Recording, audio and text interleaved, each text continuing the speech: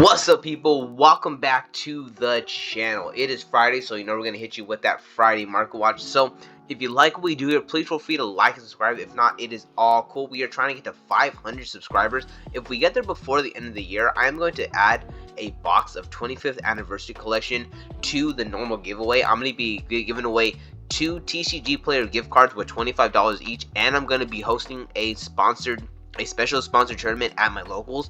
But if we get there before midnight, pretty much like before midnight, just like like a New Year's Eve, I will throw in a box of 25th anniversary collection. And like depending on how you guys want to do it, I'll give the whole box to one person, or I'll split it in half, give one half to one person, one half to the other person.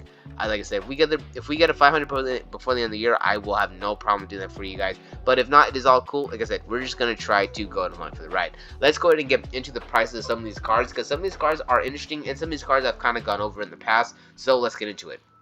Salamander is Sunlight Wolf. And to be honest, a lot of these prices, if you look at the charts, they kind of really gone down. So I'm not gonna focus really on like the ultra rare or the super rare. The ultra rare was kind of hitting in the $2 prices. Now kind of going in like 180. I kind of feel that once we get more Snake Eye and Fire support in the next set, especially the Promethean Princess, I really feel like a lot of this kind of the whole using Salamander Sunlight Wolf is gonna be a little bit more viable. I really feel like running with the Tri Brigade is a good option, and that's probably what I'm gonna be going with. But I'm not gonna sit there and say that that the version without Tri Brigade isn't good, and having Sunlight Wolf to be able to draw go into the Decode Talker is something.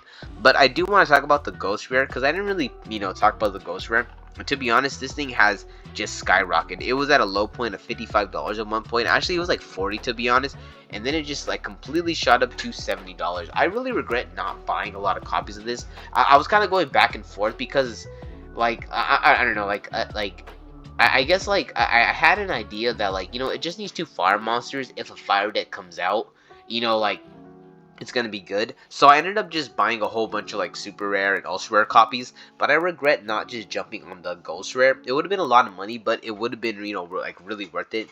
We're looking at right here, near mint first edition for $87. With the $1 shipping, $89.95. So to be honest, you're paying about $89 to $90 for this card. So if you have a copy of this, and if you have no attachment, I would just get rid of it now.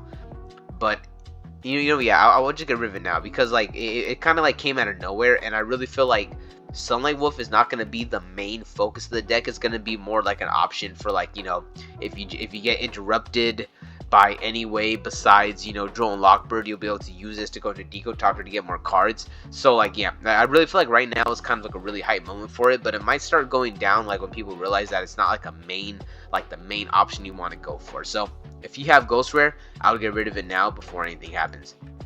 Apollousa Bow of the Goddess has skyrocketed. Right now, you get Ideal 808 has one near mint for $645 with the shipping included. But once this one's gone, you got $874, $925, $940. You essentially have this card in about the $9 to $10 range. It is almost doubled in price since the last time almost since the last time I talked about it. It wasn't $575, so I guess it was going for the $6 range. I actually ended up buying. I finally pulled the trigger and bought a full plate, bought another, I think 6 copies, so 2 more playsets of this, because I know I did sell a couple of these, because I knew, I had a feeling that the Fire King, the Fire King deck was really gonna spam out a lot of bodies, especially with a Tri Brigade version as a budget option. So I don't know, I just kind of feel that Apollousa is gonna be jumping back into the meta. So if you have an extra one of these, I would kind of take note to this huge spike and realize that you could probably offload this for $8 to $7 at locals, or maybe if you're not online, get yourself $8 in trade. This is only one copy, so I'm pretty sure once this one's gone, it's just gonna kind of stay at this 8 to 7, $8.74 price point. You got 23 heavy plate first ed for $10.39. So to be honest, I really feel it's gonna stay in the $9 to $10 price point. So well, I mean, it's gonna stay there forever, but for right now, you're pretty much gonna be paying $8 to $10 for especially for this version of Apollousa. Runick tip. Now, I I'm pretty sure I mentioned in a previous market watch that if Runick Tip does not get hit on the ban list, it is going to go up. And you know, here we are. We are looking at Prismatic Secret Rare for like $8.75 and the Ultra Rare for like $10. I'm going to go ahead and bring the Prismatic one because that's probably the one that a lot of people have. I actually sold my entire Runick core right before it got reprinted because I was so sure it was going to get a reprint. So I ended up just selling the core before it happened, just so like, you know, like just so I just, you know, had some extra money, and then they ended up getting reprinted. So I was very happy that I did that. But now it looks like that if you have some of these Runick tips, it is worth money. These were worth literally like $2 to $3. We got like right here before the bump, we're looking at $3.23, and then it shoots all the way up to about the $9 range. You get them right here for like $8.75, $8.98, $7.99 with the $1 shipping. Pretty much you're looking at like $9, like $9 to $10, probably like $9 for like the Prismatic and $10 for the Ultra.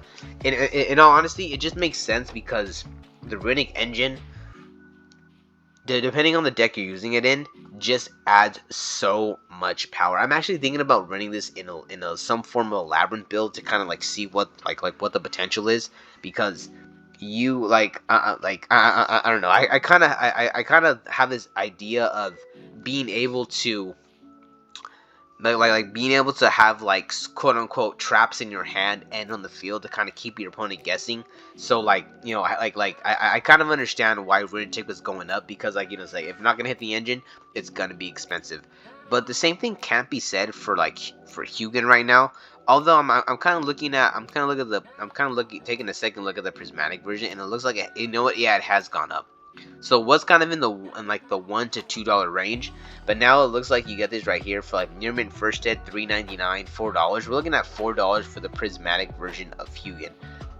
To be honest, I understood that this was gonna get reprinted, but I thought to my core it was gonna get hit. Me personally, I'm glad that it didn't get hit because, you know, I'm able to run, you know, different Runick variants still. But at the same time, it kind of sucks because I sold a lot of I sold a lot of kind of like side Runick stuff that I kind of could have held on to right now, that kind of could have been benefiting me. So but if you're not like me and you held on to your Runick stuff, it looks like you're able to kind of plus. So we got like $3.99, $4. We're getting about like $4 for, you know, like for the Prismatic Secret Rare, and about like, I believe it was like the $3 range. Yeah, we're looking at it says like 178, but if we click on it, we're gonna go down right here, and we got, yeah, like light plate first ed $4, near mint first ed $4. We're looking at pretty much a solid $4 for Hugin. It's better than his first price point when it was like at $10, but at the same time, yeah, like the Runick engine is so good and strong. And something else that I want to kind of mention, you do have Sleipnir right here. It has gone up. These were about in the $8 to $9 range. Now you get them for kind of 12. But if you look right here, the ultra rare versions of Flashing Fire, Runick Destruction, and Runick Slumber are going for over $1. I would pay attention, because if you have any of these kind of in your bulk, like I actually do have a few in my bulk that I have to get out right now, then I would just go and put them in your trade binder, because they are going for like at least $1, depending on which one you have. Looks like Slumber's kind of going for like closer to 2, because every single version it probably runs like 2 to 3 Slumber. But at the same time, I also wouldn't kind of like put Flashing Fire and Destruction kind of like in the back of your mind. I really feel like these are some of the better Runick cards, aside from Tip, obviously, because, you know, like Tip is a searcher. So be on the lookout. A lot of Runick cards have gone up. Pull them out your bulk, put them in your trade binder, and go and get your value for them. World Legacy Succession is another card that I personally, I thought out of nowhere it went up, but then I remember like, okay, yeah, you do have the Justice card that just got released off the ban list, and so with this one you have the Prismatic Secret Rare going for about $7, and then the Ultra Rare going for about $7. Both of them are kind of like in the similar, you know, like very much kind of like in the same kind of like price range. At one point you could have got these kind of in like the $2 to $3 range, but like right now, like, yeah, $7.48, you know, like $6.50 with a $1 shipping. We're looking about like $7 to $8 for the, you know, like for the 2019 version of this card. And it kind of clearly makes sense. So the ultra rare from Flames of Destruction right here has kind of completely shot up. These were kind of worth nothing, and now they're worth mod play for about $7. But if you want like at least a light plate first set, we're looking at about $8 for like $8 to $9 for a light plate first set. This is kind of like really good for the, you know, like the world, like for like not only the World Legacy strategy, but just if you're trying to run a kind of engine to kind of use a Justicar. But another card that kind of comes hand in hand with the Justicar is Lib, the World Keyblade Master. I mentioned this earlier in another market watch, but you know, I kind of didn't want to go too much into it because I wasn't 100% sure what was going to happen. But the people of YouTube, the people of Yu-Gi-Oh! Have started to come up with a lot of different combos, and I'm starting to have a lot of more confidence in this card. It seems like it is completely, it looks like a bit of a skyrocket, but to be honest, it has just gone from like $2 to like $4. You get like near mint first hit for like $3.91, $3.92, $3.94, pretty much like in the $4 range for this card. I would not be surprised if this card kind of takes a surprise jump in price, but like, to be honest, like I said, if you have these on the side, I would just kind of post them up because they are pretty much coming up. If you're someone listening to me and kind of invested in these, just hold on to them a little bit longer, because I do feel like they could go a little bit higher, because I really do like this bridge effect. So we'll see if the Justicar is able to make Lib go up even higher. And the last card I want to talk about is Denko Sekka.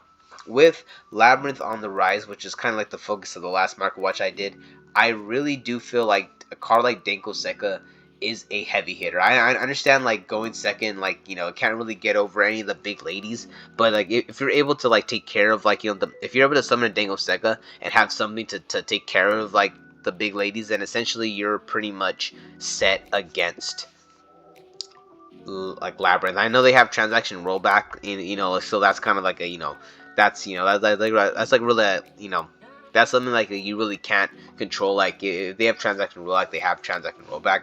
But when it comes to just playing a general game against Labyrinth, Denko Sekka is one of my favorite cards. Like, it isn't like Jinzo where you have to tribute something; you can just kind of throw it on the field.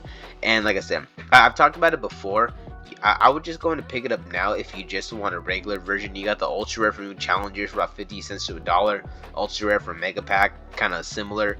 Commons and this ultra kind of like 15 and 12 cents. But if you want the high rarity version, you got the secret rare from, what, I think it was Battles of Legend. Yeah, Light Revenge. I don't say Monster Revenge. It was from Light Revenge. Came out a long time ago, and it did kind of have a jump. It was kind of going the $2 range, kind of went down, and then it kind of shot up because I think it shot up a while ago.